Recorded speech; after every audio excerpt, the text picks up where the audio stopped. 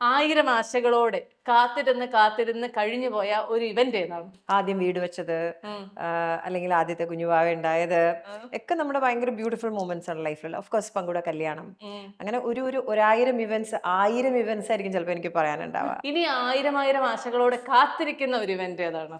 ഇനി ഞാൻ അമ്മുന്റെ കല്യാണം എന്ന് പറഞ്ഞാലോ? ആണ്. അവളങ്ങനെ പെട്ടെന്ന് കല്യാണം കഴിക്കുന്ന ഒരു ലൈനാണെന്ന് എനിക്ക് തോന്നുന്നില്ല. എന്നാണ് ഞാൻ പ്രതീക്ഷിച്ചത്. പക്ഷെ അവളും കല്യാണം കഴിക്കാൻ റെഡിയാണോ എന്നുള്ളതാണ് സത്യം. ആ, അമ്മ ഞാനും റെഡിയാണെന്ന് പറഞ്ഞിട്ടുണ്ട്. അപ്പൊ ഞാനിങ്ങനെ പതുക്കെ ഇങ്ങനെ ഒരു പുതിയ മോനെ കൂടെ അന്വേഷിച്ച് തുടങ്ങിയിട്ടുണ്ട്. അതെ. ചേച്ചിയുടെ മക്കൾ എന്താ അങ്ങനെ? സാധാരണ നമ്മള് ഈ ന്യൂജൻ പിള്ളേർക്ക് ഒരു ഗമ പോലെയാണ്. ഞാൻ കല്യാണം കഴിക്കുന്നില്ല, കല്യാണം കഴിക്കാൻ താല്പര്യപ്പെടുന്നില്ല എന്നൊക്കെ പറയുന്നത്. അപ്പോഴും ആ ഒരു 20കളിൽ തന്നെ, അത് 20കളുടെ തുടക്കത്തിൽ തന്നെ കല്യാണം കഴിക്കാൻ റെഡിയാണ് എന്ന് പറയുന്നതിന് അത് എന്തുകൊണ്ടായിരിക്കും? അത് സത്യസന്ധമായിട്ട് പറഞ്ഞാൽ എനിക്കൊരു ഐഡിയ ഇല്ല. ഞാനും അങ്ങനെയൊക്കെയാണ് ഇപ്പോഴത്തെ കുട്ടികളെ കല്യാണം, ഒരുപാട് കുട്ടികളെ എനിക്കറിയാം കല്യാണം വേണ്ട. എന്റെ 2 മക്കൾ എന്തോ കല്യാണം കഴിക്കണ കാര്യം ഓക്കെ എന്നാണ് പറഞ്ഞിട്ടുള്ളത്. അതെനിക്ക് തോന്നുന്നു ഒരുപക്ഷെ നിങ്ങൾ ജീവിക്കുന്നത്, ഇപ്പൊ ആ ആയിരിക്കാം മൂത്ത ആൾ കല്യാണം കഴിച്ച് മൂത്ത ആൾ ജീവിക്കുന്നത് ആയിരിക്കാം ആയിരിക്കാം എല്ലാം കണ്ടപ്പോഴത്തേക്ക് ഒരു ഇൻസ്പിറേഷൻ അല്ലേ? ആയിരിക്കാം. എന്തായാലും കല്യാണം കഴിക്കാൻ റെഡിയാണ്, ഞാൻ അന്വേഷിച്ച് തുടങ്ങിയിട്ടുണ്ട്. ചിലപ്പോൾ അതായിരിക്കാം.